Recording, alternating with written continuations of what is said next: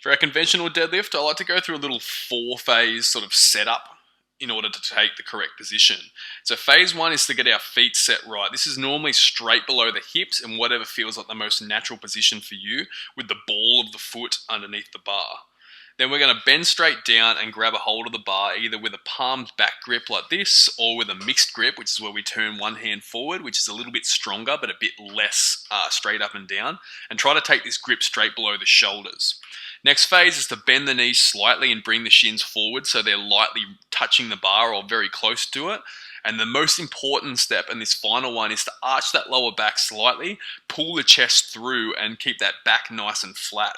It's very important on any pulling movement or any deadlift movement that our back is not rounded forward. We want it to be flat or slightly arched the other way to keep the stress on the right muscles.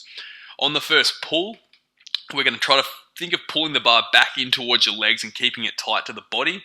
And basically when you get to the knees, the shins should be vertical and the bar should basically be touching them.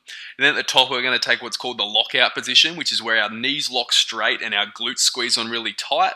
And then we're going to reverse that motion. So like a Romanian deadlift down, little arch in the lower back, and then bend the knees to finish. So the rep in its entirety should look something like this. We're pulling with the bar close to the shins, keeping the chest high and pulling the hips through.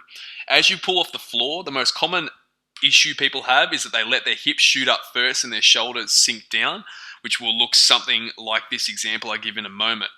The hips will come up, and what that'll tend to cause is a roundness in the lower back, which is very dangerous and a good way to create an injury.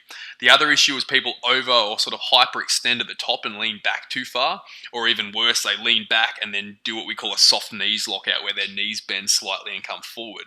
Instead of this, you want to be nice and straight, glutes tight, quads tight, bar pulled back into your legs, which is going to keep the tension on the muscles that we want the tension on. If you do your deadlift correctly in slow motion, it should look something like this, which is going to allow us to keep the tension on the muscles and not on the spine. Your back position during setup should be something like this. We want to avoid this forward rounding that I'm demonstrating here, and instead poke the butt out and keep either a flat back or a slight arch in the lower back throughout the lift.